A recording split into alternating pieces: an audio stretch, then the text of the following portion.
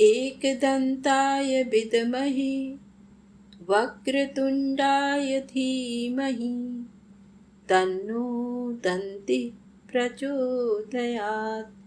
ओम श्री गणेशाय नमः।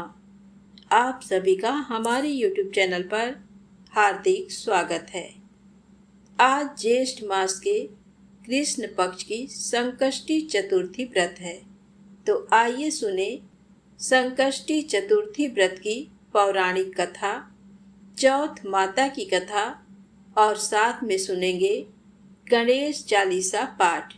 तो इन कथाओं को श्रद्धा और भक्ति के साथ पूरा सुनने से समस्त मनोकामनाएं पूर्ण होती हैं। तो आइए कथा को शुरू करते हैं। प्रेम से बोले गणेश जी महाराज की जय हो। एक समय की बात है, विष्णु भगवान का विवाह लक्ष्मी जी के साथ निश्चित हो गया। विवाह की तैयारी होने लगी। सभी देवताओं को निमंत्रण भेजे गए, परंतु गणेश जी को निमंत्रण नहीं दिया।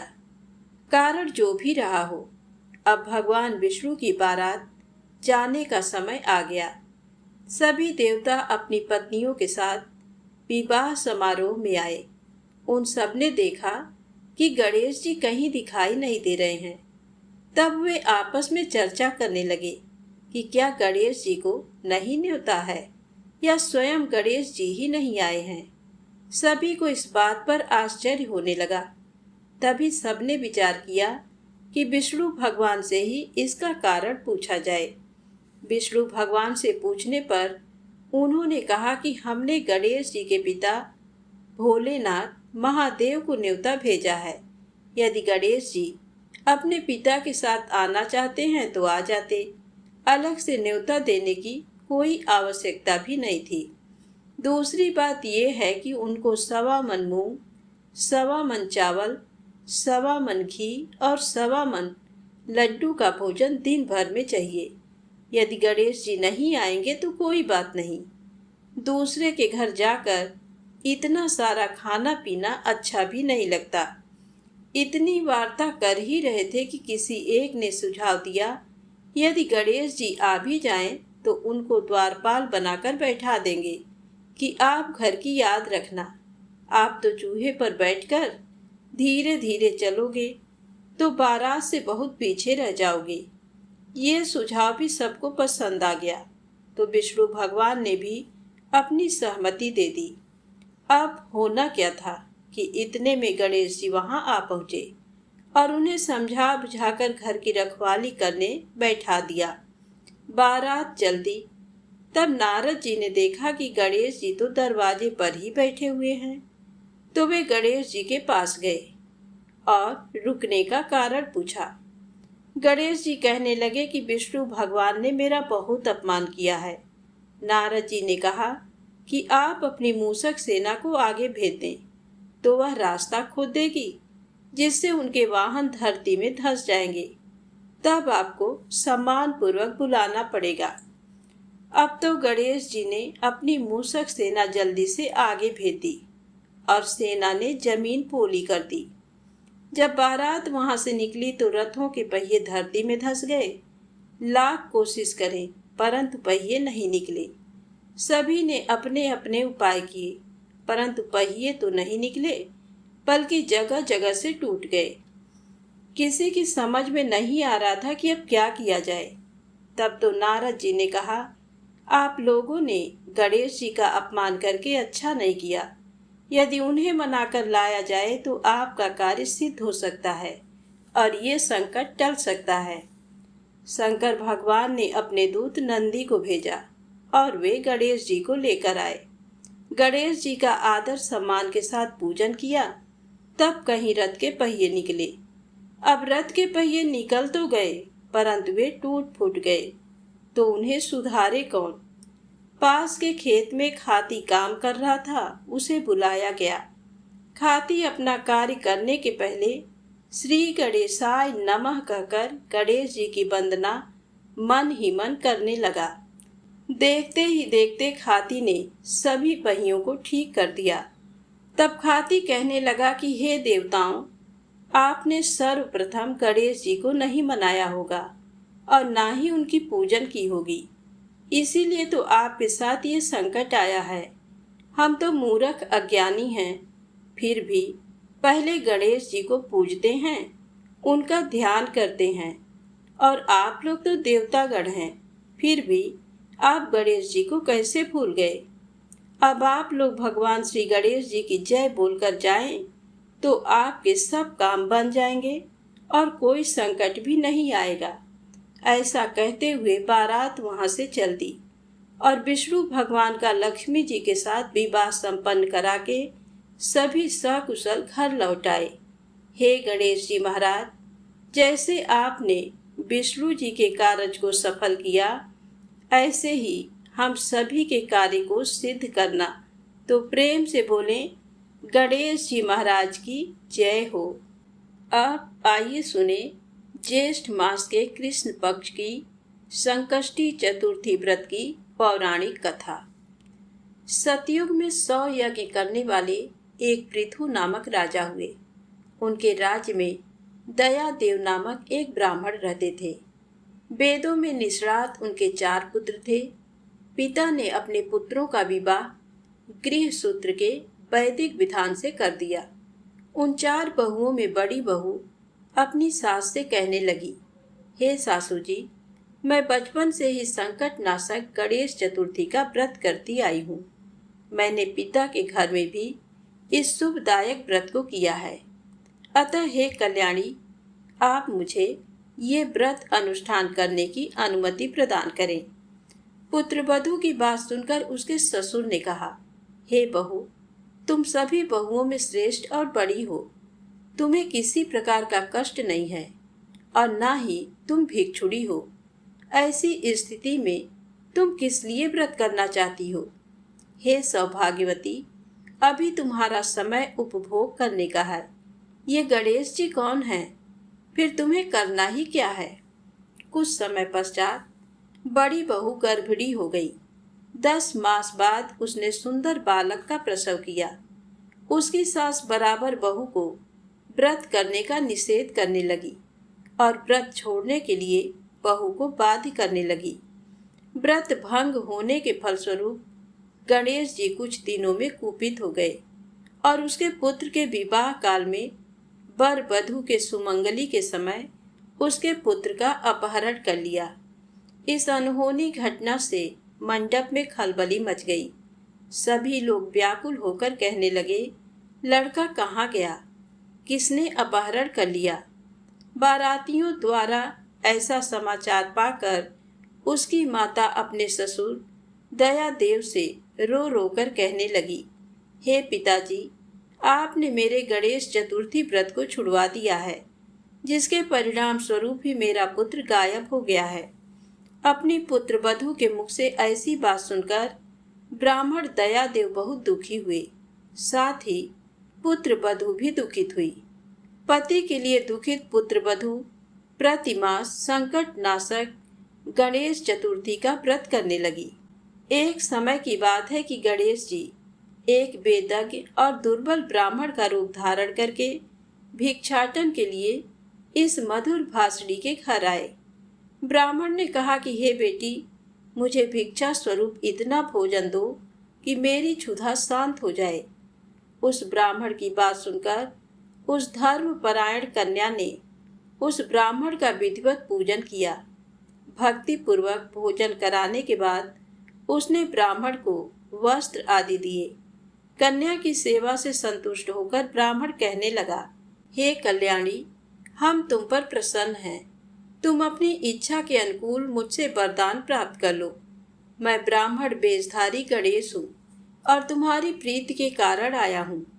ब्राह्मण की बात सुनकर कन्या हाथ जोड़कर निवेदन करने लगी, हे विघ्नेश्वर, यदि आप प्रसन्न हैं तो मुझे मेरे पति के दर्शन करा दीजिए। कन्या की बात सुनकर गणेश जी ने उससे कहा कि हे सुंदर विचार वाली, जो तुम चाहती हो वही होगा। तुम्हारा पति शीघ्र ही आवेगा। कन्या को इस प्रकार का वरदान देकर गणेश जी वहीं अंतर ध्यान हो गए। कुछ समय के बाद उसका पति घर वापस आ गया। सभी बहुत प्रसन्न हुए। विधि अनुसार विवाह कार्य संपन्न किया। इस प्रकार ज्येष्ठ मास की चौथ सभी कामनाओं को पूर्ण करने वाली है। तो प्रेम से बोले गणेश जी महाराज की जय हो। अब आइए सुने चौथ व्रत की अगली कहानी। एक गांव में एक वृद्धा रहती थी। उसकी बहू थोड़ी सी पागल जैसी रहती थी। उसे भूख बिल्कुल सहन नहीं होती थी। वह रोज सुबह उठकर पहले खाना खाती थी, फिर दूसरा काम करती थी। एक दिन उनके यहाँ पूजा होनी थी और पूजा के लिए खाना बनाना था। तो वृद्धा ने सोचा कि ये तो सुबह उठकर सबसे पहले खाऊं खाऊं करेगी और सारा खाना जूठा कर देगी। तो वृद्धा ने एक उपाय सोचा। उसने पानी के मटके के नीचे एक छेद कर दिया और बहू से कहा कि आज पूजा है, तू सुबह से खाऊं खाऊं मत करना, तू पहले पानी भर ला, फिर कुछ खा पी लेना। बहू ने सास से कहा कि ठीक है माँ, और वह पानी भरने के लिए चली गई। बहू पानी भरने कुएं पर आई तो उसने वहां पर सबसे पहले अपने साड़ी में बंधा हुआ आटा निकाला, फिर पनघट पर उसे गूंथ लिया और उसकी बाटियां बना ली। वहीं पास में शमशान था, वहां एक मुर्दा जलाया गया था, तो उसकी आंच में उसने वह बाटियां सेक ली। और पास में ही एक गणेश जी का मंदिर था। मंदिर में किसी ने गणेश जी को चोला चढ़ाया था, तो गणेश जी की तोंद में घी लगा हुआ था। उसने उससे बाटियां चुपोड़कर एक बाटी का भोग गणेश जी को लगाकर उसने वह बाटियां खा ली। उसके बाद वह आराम से अपने घर चली गई। इधर गणेश जी ने क्रोधित होते हुए नाक पर उंगली चढ़ा ली। फिर उसके बाद कोई उधर से निकला तो उसने देखा कि गणेश जी ने नाक पर उंगली चढ़ा रखी है। तो उसने गांव में जाकर सबसे कह दिया कि गणेश जी ने नाक पर उंगली चढ़ा ली। अब गणेश जी की नाक पर से उंगली उतारने के लिए सभी लोग प्रयास करने लगे। कोई गणेश जी के पाठ करने लग गया, कोई हवन कर रहा है ताकि गणेश जी नाक पर से उंगली हटा लें, पर गणेश जी ने नाक पर से उंगली नहीं हटाई। अब ये बात राजा तक पहुंच गई। राजा ने बड़े बड़े पंडित और ज्योतिष बुलवाए, पर वह भी गणेश जी की नाक से उंगली नहीं हटा पाए। अब राजा ने पूरे राज्य में मुनादी करवा दी कि जो भी गणेश जी की नाक पर से उंगली हटाएगा उसे 5 गांव की जागीर दे दी जाएगी। अब राज्य में सभी लोग अपनी अपनी तरफ से प्रयास करने लगे, पर गणेश जी ने नाक से उंगली नहीं हटाई। सभी लोग थक हार गए। आखिर में बुढ़िया की बहू बोली कि माँ, आप कहो तो मैं गणेश जी की नाक से उंगली हटा सकती हूँ। तो वृद्धा हंसने लगी कि बड़े बड़े पंडित और ज्योतिष गणेश जी की नाक से उंगली नहीं हटा पाए, तुम कैसे हटा दोगी? परंतु हो सकता है कि ऐसा हो जाए। तभी एक आदमी ने कहा कि एक बार इसे भी मौका दो, इसे भी प्रयास कर लेने दो, हो सकता है कि ये गणेश जी की नाक पर से उंगली हटा दे। बहू ने कहा, पर मेरी एक शर्त है कि मेरे घर से गणेश जी के मंदिर तक एक बड़ा पर्दा लगाया जाए। तो लोगों ने कहा ठीक है, और घर से मंदिर तक पर्दा लगवा दिया। अब बहू ने अपने घाघरे में धोना यानी कपड़े धोने का हथियार छिपाकर मंदिर गई।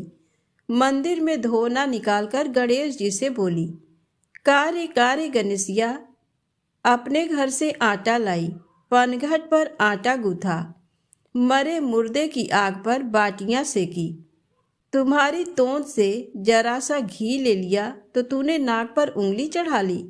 नाक पर से उंगली हटा रहा कि नहीं? नहीं तो दूं एक धोना, अभी तुम्हारे टुकड़े टुकड़े हो जाएंगे। बहू की बात सुनकर गणेश जी डर गए। उन्होंने सोचा कि ये तो बावली है, मार देगी तो क्या करेंगे, का कोई भरोसा नहीं है। और गणेश जी ने फट से नाक पर से उंगली हटा ली। पूरे गांव में वृद्धा की बहू की जय जयकार होने लगी कि बुढ़िया की बहू ने गणेश जी की नाक से उंगली हटवा दी। राजा ने अपने आदेश अनुसार 5 गांव जागीर में दिए। हे गणेश जी महाराज, जैसे उस बुढ़िया की बहू के टूटे वैसे सबके टूटे।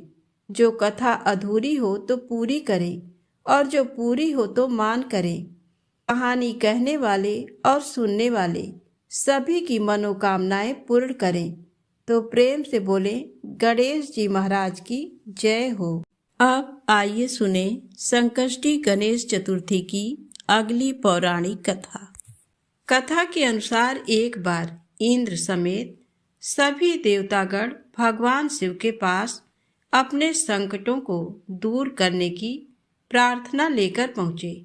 तब भगवान शिव के दोनों पुत्र कार्तिकेय और गणेश जी वहीं मौजूद थे। तब भगवान शिव ने उन दोनों से पूछा कि कौन सबसे पहले देवताओं की विपदा को दूर कर सकता है। तो दोनों ने ही कहा कि वे सक्षम हैं। तब भगवान शिव को एक युक्ति सूझी। उन्होंने अपने दोनों पुत्रों से कहा कि इसके लिए पहले परीक्षा देनी होगी। शिव जी ने कहा कि जो सबसे पहले इस पृथ्वी की परिक्रमा करके हमारे पास आ जाएगा उसे ही देवताओं का संकट दूर करने के लिए भेजा जाएगा। परीक्षा की बात सुनकर भगवान कार्तिकेय अपने वाहन मयूर पर सवार हो गए और पिता से आज्ञा लेकर पृथ्वी की परिक्रमा के लिए निकल पड़े। उधर गणेश जी बड़े ही सोच में पड़ गए कि उनका वाहन तो मूषक है, इससे पूरी पृथ्वी की परिक्रमा संभव नहीं है। तब गणेश जी के मन में एक विचार आया। वे झट से अपने स्थान से उठे। फिर वे हाथ जोड़कर अपने पिता भगवान शिव और माता पार्वती की 7 बार परिक्रमा किए। उसके बाद अपने स्थान पर आकर बैठ गए। सभी देवी देवता ये देखकर आश्चर्य में पड़ गए। कुछ समय बाद कार्तिकेय जी पृथ्वी की परिक्रमा करके कैलाश पर आए और स्वयं को विजेता घोषित करने लगे। इसी बीच शिव जी ने गणेश जी से पूछा कि तुमने पृथ्वी की जगह अपने माता पिता की परिक्रमा क्यों की। इस पर गणेश जी ने कहा कि माता पिता के चरणों में ही समस्त लोक बसता है। छोटे पुत्र का उत्तर सुनकर शिव जी बड़े प्रसन्न हुए। उन्होंने गणेश जी को देवताओं का संकट दूर करने के लिए भेजा। महादेव ने गणेश जी को वरदान दिया कि जो भी व्यक्ति चतुर्थी के दिन तुम्हारी पूजा करके रात्रि में चंद्रमा को अर्घ्य देगा, उसके सभी पाप मिट जाएंगे, विपदाएं दूर होंगी और समस्त मनोकामनाएं पूरी होंगी। जीवन में सुख और समृद्धि में वृद्धि होगी। इस व्रत कथा को पढ़ने के बाद गणेश जी से प्रार्थना करें कि हे गणेश जी महाराज, आप हमारे संकटों को दूर करके जीवन में सुख और समृद्धि दें। तो प्रेम से बोले गणेश जी महाराज की जय हो। अब आइए सुने चौथ माता की पौराणिक कथा। एक बार एक शहर में एक व्यापारी रहा करता था। व्यापारी बहुत ही आलसी किस्म का इंसान था। उसके पास उसके दादा परदादा की कमाई हुई दौलत उसको विरासत में मिली थी, जिसके कारण वह व्यापारी कोई काम धंधा नहीं किया करता था। व्यापारी का एक बेटा था जो व्यापारी की तरह काम धंधा नहीं करता था और बहुत आलसी था। व्यापारी ने अपने बेटे का विवाह एक अच्छी, सुंदर और सुशील कन्या से किया था। विवाह होने के बाद भी व्यापारी का बेटा कुछ नहीं करता था। वह घर पर आलसी बना पड़ा रहता था। व्यापारी के बेटे की पत्नी जब भी बाहर कूड़ा फेंकने के लिए जाती थी, तब उससे उसके पड़ोस में रहने वाली महिला उससे पूछती थी कि आज तुमने खाने में क्या खाया। पड़ोसी महिला की बात सुनकर व्यापारी के बेटे की पत्नी उस महिला से कहती है कि मैंने आज खाने में ठंडी ठंडी और बासी रोटी खाई है, और वह ये बोलकर अंदर आ गई। जब भी व्यापारी के लड़के की पत्नी कूड़ा फेंकने बाहर आती तो पड़ोस में रहने वाली महिला उससे रोज यही पूछने लगी, और व्यापारी की बहू बस यही जवाब देती थी कि ठंडी ठंडी और बासी रोटी खाई है। एक दिन अचानक से जब व्यापारी के लड़के की पत्नी कूड़ा फेंकने के लिए बाहर आई, तब पड़ोस में रहने वाली महिला ने उससे पूछा कि आज तुमने खाने में क्या खाया। तब लड़के की पत्नी ने बताया कि ठंडी ठंडी बासी रोटी खाई है। तो ये बात व्यापारी की बेटे ने सुन ली, जिसके बाद व्यापारी का बेटा अपनी माँ के पास आया और उससे कहने लगा कि माँ, तुम तो हम लोगों को रोज गर्म और ताज़ा खाना खिलाती हो, लेकिन मेरी पत्नी बाहर जाकर पड़ोस में रहने वाली महिला से बोलती है कि उसने आज ठंडी और बासी रोटी खाई है। मेरी पत्नी ऐसा क्यों बोलती है? तब लड़के की माँ ने कहा कि बेटा, मैं तो तुम लोगों के सामने ही गर्म खाना तुम लोगों को खिलाती हूँ। पता नहीं तुम्हारी पत्नी ऐसा क्यों सभी लोगों से बोलती है। तब लड़के की माँ ने कहा, अगर तुमको मेरी बातों पर भरोसा नहीं है तो कल तुम खुद ही देख लेना कि मैं कैसा खाना तुम सभी को खिलाती हूँ और तुम्हारी पत्नी को देती हूँ। लड़के ने कहा, ठीक है। व्यापारी के लड़के ने सच्चाई जानने के लिए एक नाटक किया। व्यापारी के बेटे ने अपनी तबीयत खराब होने का नाटक करने लगा। वह पलंग में जाकर चद्दर ओढ़कर लेट गया और चद्दर में से चुपचाप सब कुछ देखने लगा। और जब लड़के की माँ ने सभी को खाना परोसा, तब उसने देखा कि मेरी माँ ने तो गर्म खाना ही मेरी पत्नी को खिलाया है। मेरी माँ तो एकदम सत्य बोल रही है। जैसे ही उसकी पत्नी खाना खाकर उठी तो वह लड़का अपनी पत्नी के पीछे पीछे गया और उसने देखा कि जब उसकी पत्नी कूड़ा फेंकने के लिए बाहर गई है, तब पड़ोस में रहने वाली महिला ने उससे एक बार फिर से वही पूछा कि आज तुमने खाने में क्या खाया है।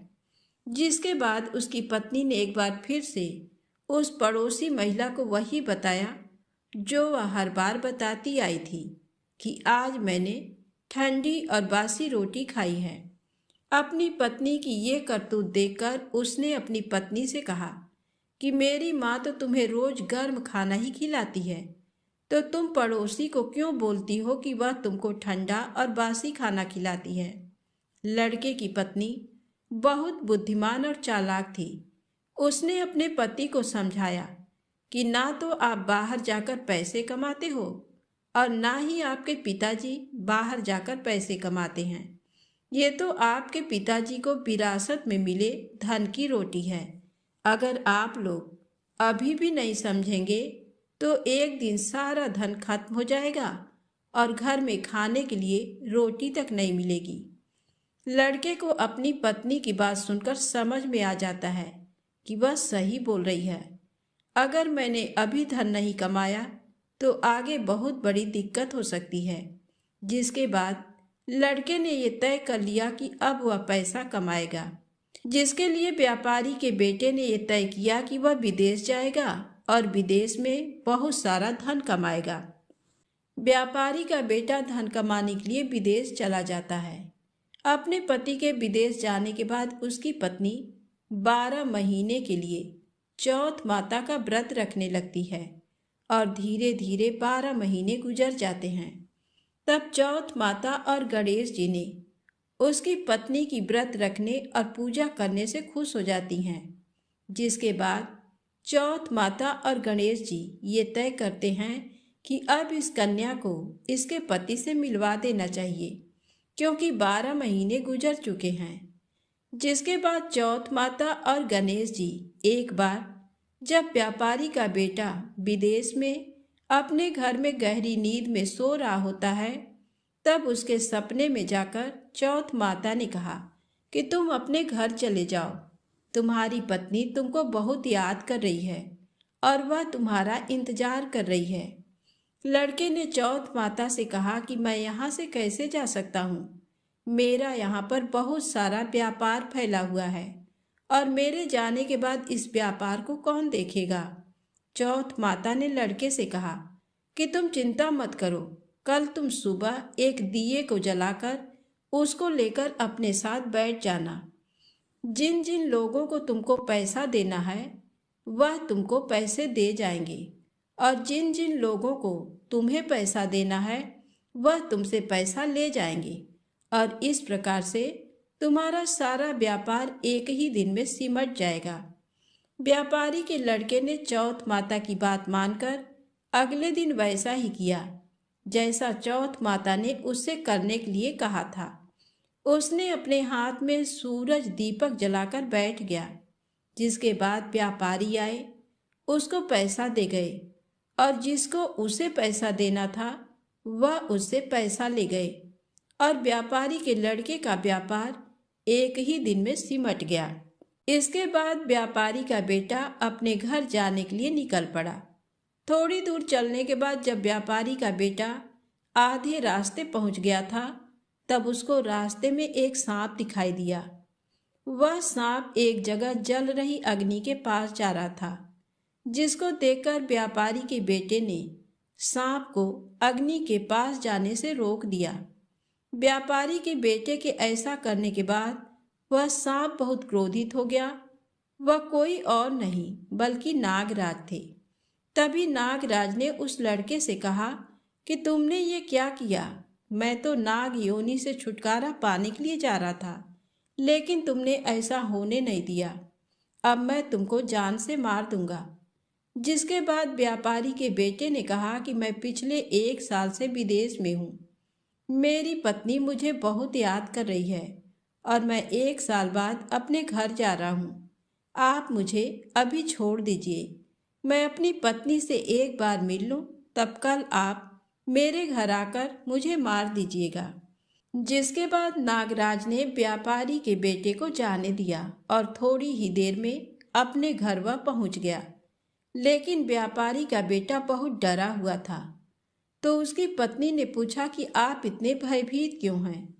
तब उसने अपनी पत्नी को बताया कि मेरे साथ रास्ते में ये दुर्घटना घटी थी कि एक नागराज अपनी नाग योनि से मुक्त होने जा रहे थे, लेकिन मैंने उनको जाने से रोक दिया, जिससे वह बहुत क्रोधित हो गए हैं और उन्होंने मुझे मारने का वचन लिया है। कल वह मुझे मारने के लिए आएंगे। व्यापारी की बेटे की पत्नी बहुत चालाक और बुद्धिमान थी और उसने अपने पति की बात सुनकर अपने घर की सीढ़ियों पर कुछ न कुछ रख दिया। उसकी पत्नी ने पहली सीढ़ी पर दूध रख दिया, दूसरी सीढ़ी पर बालू बिखेर दी और तीसरी सीढ़ी पर फूल बिखेर दिए। चौथी सीढ़ी पर सुगंधित इत्र डाल दिया और 5वीं सीढ़ी पर बहुत स्वादिष्ट मिठाइयाँ रख दी और जाकर पलंग पर अपनी चोटी लटकाकर लेट गई और अपने दरवाजे को खुला छोड़ दिया। नागराज जब उसके पति को मारने के लिए आए तब उन्होंने सीढ़ियों में दूध देखा, तो उन्होंने उस दूध को पी लिया और एक एक करते सभी सीढ़ियों की सारी चीजें खा लिए। और तब उन्होंने बोला कि व्यापारी, तुमने मुझे बहुत प्रसन्न किया है, लेकिन मैंने तुमको वचन दिया है कि मैं तुमको मारूंगा जरूर। अब मैं कुछ नहीं कर सकता, मैं अपने वचन से बंधा हुआ हूँ। जिसके बाद नागराज व्यापारी के बेटे को मारने के लिए 7 सीढ़ी पार करके उसके कमरे के पास जाने लगे। तब वहां पर चौथ माता और गणेश जी ने आकर उस नागराज को अपनी तलवार से काट काट कर चारों तरफ फेंक देते हैं और जिसके बाद नागराज का एक हिस्सा लड़के के जूते में चला गया। नागराज ने कहा, मैं यहीं छुपा रहूंगा और कल जब सुबह वह व्यापारी जूता पहनेगा तब मैं उसको काट लूंगा। लेकिन तभी अचानक से वहां पर बहुत सारी चींटियां आ गईं और उन्होंने नागराज को देखा कि जूते के अंदर हैं। तब चींटियों ने कहा कि इसकी पत्नी तो हमको रोज कुछ ना कुछ खाने के लिए देती थी, आज हम लोग इसके पति की जान बचाते हैं। चींटियों ने नागराज को खा लिया। चींटियों के खाने के बाद चारों तरफ खून ही खून फैल गया था। जैसे ही सुबह हुई तब लड़के की माँ उसके कमरे में आई और लड़के की माँ ने कमरे से खून निकलता देख बहुत डर गई और उसने सोचा कि मेरे बेटे और मेरी बहू को किसी ने जान से मार दिया है। वह बहुत जोर जोर से चिल्लाने लगी। अपनी माँ की आवाज़ सुनकर व्यापारी का लड़का और उसकी पत्नी तुरंत कमरे से बाहर निकल आए। तभी लड़के की माँ अपने बेटे और अपनी बहू को जिंदा देखकर बहुत खुश हो गई। लड़के ने अपनी माँ से कहा कि माँ, तुम रो क्यों रही हो? आज तो खुशी का दिन है, क्योंकि आज मेरा दुश्मन मर गया है। लेकिन मेरे जाने के बाद मेरी लंबी आयु के लिए किसने पूजा किया था और किसने व्रत रखा था? तब लड़के की माँ ने कहा कि बेटा, मैंने तो कोई व्रत नहीं रखा था। तब लड़के ने अपनी पत्नी से पूछा कि तुमने व्रत रखा था? तब उसकी पत्नी ने कहा कि हाँ जी, मैंने आपके जाने के बाद 12 महीने तक चौथ माता की पूजा की थी। उन्हीं ने आपकी जान बचाई है। तभी लड़के की माँ ने लड़के से कहा कि मैं तो तुम्हारी पत्नी को रोज खाना देने जाती थी, तब इसने 12 महीने व्रत कैसे रख लिया? तुम्हारी पत्नी झूठ बोल रही है। मैं रोज उसको खाने के लिए 4 रोटी देती थी, तो ये मैं कैसे मान लूं कि तुम्हारी पत्नी ने व्रत रखा था? तब लड़के की पत्नी ने बताया कि माँ जी, मैं 1 रोटी गाय माता को खिलाती थी और 1 रोटी जमीन में गाड़ देती थी और 1 रोटी मेहतरानी को देती थी और बची हुई 1 रोटी रात में चंद्रमा को अर्घ देकर खाती थी। लेकिन तभी लड़के की माँ ने कहा, मैं तेरी बातों का विश्वास कैसे मान लूं? जिसके बाद लड़के की पत्नी ने कहा कि माँ जी, आप गाय माता से पूछ लो। जैसे ही गाय माता से पूछा ये बात सत्य है, तो गाय माता बहुत जोर जोर से हंसने लगी और उनके मुंह से पलाश के फूल गिरने लगे, जिससे ये बात सच साबित हुई। और फिर पत्नी ने जमीन खोद कर देखा तो रोटी की जगह सोने की रोटी थी और ये बात भी सच साबित हुई। फिर लड़के की पत्नी ने मेहतरानी से पूछा, उन्होंने हाँ कर दिया। ये बात भी सच साबित हो गई और तभी लड़की की माँ ने मान लिया कि मेरी बहू ने चौथ माता और गणेश जी की पूजा की थी। लड़के ने अपनी पत्नी को धन्यवाद दिया और सभी लोग मिलजुल कर हंसी खुशी रहने लगे। हे चौथ माता, जैसा फल ब्राह्मणी के बेटे को दिया वैसा सभी को देना। कहानी कहने वाले को, कहानी सुनने वाले को, हुंकारा भरने वाले को और पूरे परिवार को देना। एक बार प्रेम से बोलिए गणेश जी महाराज की जय, चौथ माता की जय। चौथ माता की दूसरी कहानी। एक बुढ़िया माई के ग्वालिया बछालिया नाम का बेटा था। बुढ़िया माई अपने बेटे के लिए 12 महीने की चारों चौथ करती थी। बेटा लकड़ी लेकर आता था और दोनों माँ बेटा उनको बेचकर गुजारा करते थे। बुढ़िया माई रोजाना लकड़ी में से 2 लकड़ी रख लेती और चौथ के दिन बेटे से छुपकर बेचकर सामान लाती थी और 5 पुआ बनाती थी। एक पुआ गणेश जी महाराज को, एक चौथ माता को चढ़ाती, एक ब्राह्मण को और एक अपने बेटे को खिलाती थी और एक पुआ खुद खाती थी। एक चौथ के दिन बेटा अपनी पड़ोसन के घर गया। वह पुआ बना रही थी। जब उसने पूछा कि आज क्या है जो पुए बना रखे हैं, तब वह बोली, मैंने तो आज ही बनाए हैं, पर तेरी माँ तो चारों चौथ को पुए बनाती है। उसने जाकर माँ से पूछा, माँ तू रोज पुए बनाती है, मैं इतनी मेहनत से कमाता हूँ। बुढ़िया माई बोली, मैं तो चौथ माता का व्रत करती हूँ। वह बोला कि तू मुझे रख ले या तो तू चौथ माता को ही रख ले। बुढ़िया माई बोली, मैं तो तेरे लिए ही चौथ का व्रत करती हूँ, इसलिए मैं तुझे छोड़ सकती हूँ, पर चौथ माता को नहीं। जब बेटा घर से जाने लगा तो बुढ़िया माई बोली, तू जा रहा है तो मेरे हाथ में से ये आखा लेते जा, जहाँ संकट आए वहाँ ही पूर देना। बेटे ने सोचा बात झूठी है, पर ले चलने में क्या बुराई है। वह चलने लगा और वह थोड़ी दूर पहुंचा ही था कि उसने देखा कि खून की नदी बह रही थी। कहीं से भी रास्ता नहीं मिला, तो आंखा पूर कर बोला कि चौथ माता, अगर तू सच्ची है तो रास्ता हो जाए। ऐसा कहते ही झट से रास्ता मिल गया। आगे गया तो घनघोर अंधेरा उजाड़ फैला हुआ था। उसने मन में सोचा कि मुझे शेर बघेरे खा जाएंगे, इसलिए वह आंखा पूर कर बोला, चौथ माता मुझे रास्ता मिल जाए, और तब जल्दी से रास्ता मिल गया। वह आगे चला गया। जाते जाते एक राजा की नगरी में पहुंचा। वहां का राजा रोजाना एक आदमी की बलि देता था। वह एक बुढ़िया माई के पास गया। वह बुढ़िया माई रोती जा रही थी और पुए बना रही थी। लड़के ने बुढ़िया माई से पूछा कि बुढ़िया माई क्यों रो रही हो? तो बुढ़िया माई ने जवाब दिया कि मेरे एक ही बेटा है जिसकी कल राजा बलि देने वाला है। मैं उसी के लिए पुए बना रही हूँ। वह बोला, बुढ़िया माई अपने बेटे की जगह मुझे पुए खिला दे, मैं उसकी जगह बलि चढ़ने चला जाऊंगा। बुढ़िया माई ने कहा कि मैं दूसरे के पुत्र को कैसे भेज सकती हूँ, लेकिन वह नहीं माना तो बुढ़िया माई ने उसको पुए खिला दिए। अगले दिन जब राजा का संदेश आया तो बुढ़िया माई ने सोचा कि मैं कैसे दूसरे के बेटे को बलि चढ़ने के लिए भेज सकती हूँ। मैं ऐसा नहीं कर सकती। लेकिन बाहर की आवाज़ सुनकर वह जाग गए और राजा के आदमियों के साथ चला गया। वहाँ मटके पकाने का, जिसमें कुम्हार मटके को पकाता है, आवा बना हुआ था, जो एक मनुष्य का भोग लेने के बाद ही उसमें आवा पकते थे। उन सब ने मिलकर सबको आवा में चुन दिया। वह आँखा पूर कर हाथ में बैठ गया। एक दिन में ही आवा पक गया और मिट्टी के घड़े सोने चांदी के बन गए। वहाँ एक जमादारनी झाड़ू लगा रही थी। तब झाड़ू से एक कंकड़ उछलकर उन बर्तनों से जा टकराया। तब जमादारनी ने राजा को जाकर बताया कि आपका आवा तो पक गया है। तब राजा ने सोचा कि आवा तो 8 दिन में पकता है, आज एक ही दिन में कैसे पक गया। जब जाकर देखा तो वहाँ पर तो मिट्टी के मटके की जगह हीरे मोती और सोने चांदी के कलश हो गए।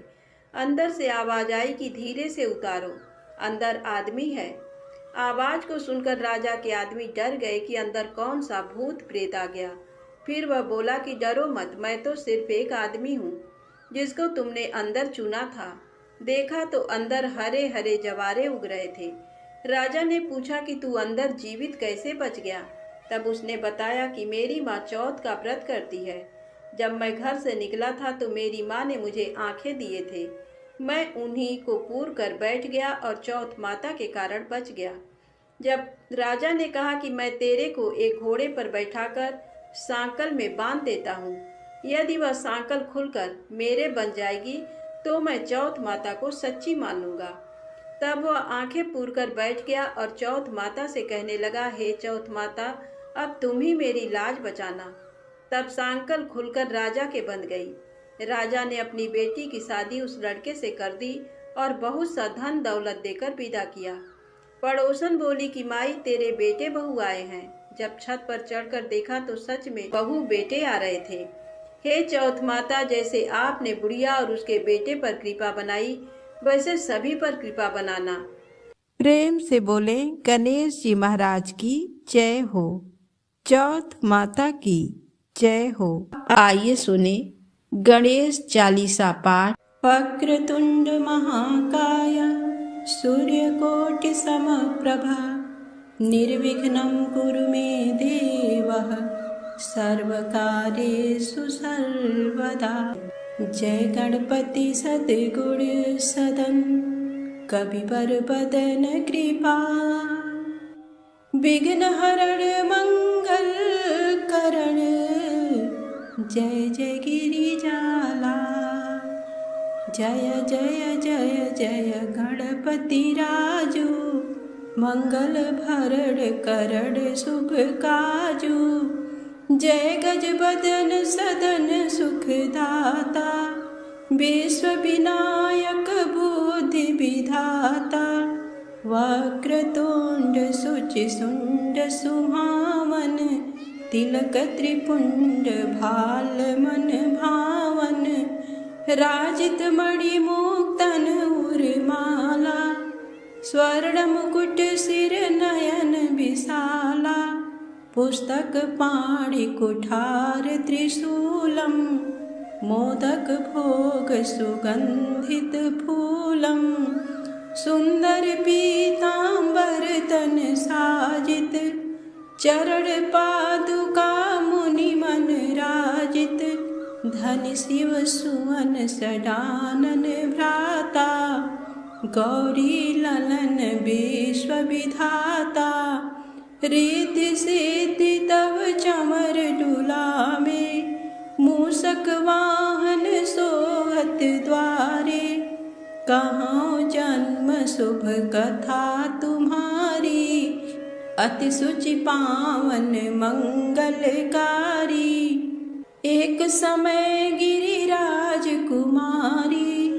पुत्र हेतु तप कीन्हा भारी, भयो यज्ञ जब पूर्ण अनुपा।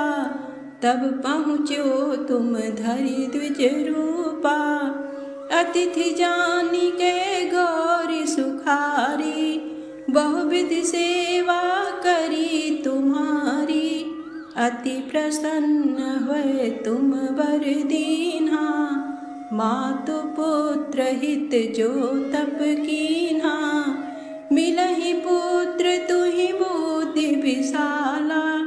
बिना गर्भ धारण यही काला, गणनायक गुण ज्ञान निधाना।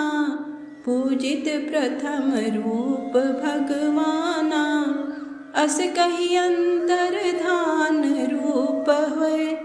पलना पर बालक स्वरूप हुए, बनि शिशुरुदन जबहि तुम ठाना।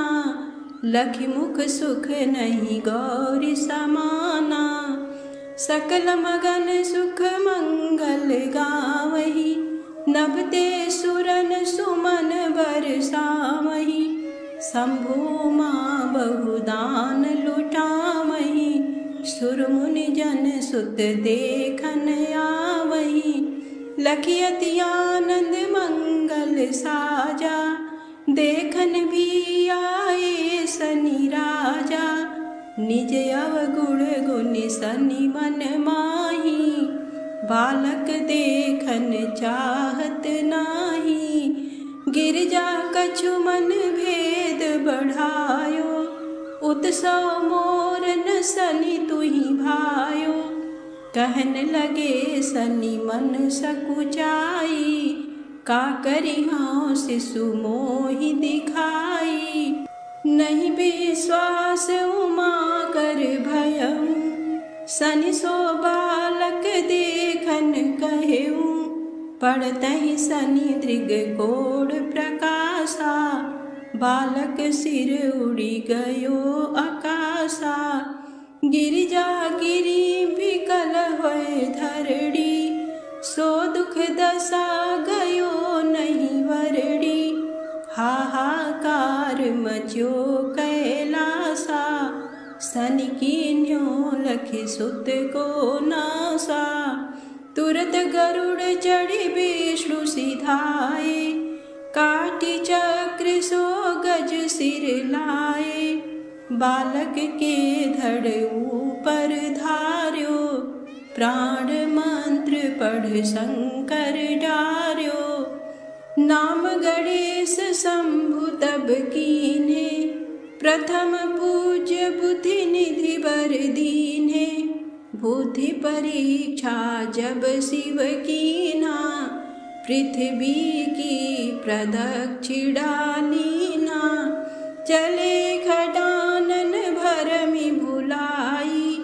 रची बैठे तुम बुद्धि उपाई, चरण मातु पितु के धर लीने। तिनके साथ प्रदक्षिण कीने, धनि गणेश कहि शिवहि हर से। नभते सुरन सुमन बहु बरसे, तुम्हरी महिमा बुद्धि बढ़ाई।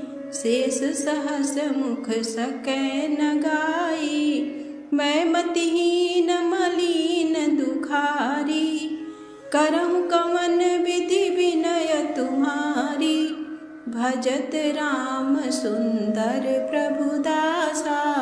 लख प्रयाग ककरा दुर्वासा, अब प्रभु दया दीन पर कीजय। अपनी शक्ति भक्ति कछु दीजय, श्री गणेश यह चालीसा। पाठ करें धर ध्यान, नित नव मंगल गृह बसे। लहे जगत सन्मान, संवत अपन सहस्रदश ऋषि पंचमी दिने पूरण 40 भयो मंगल मूर्ति गणेश। ओम श्री गणेशाय नमः।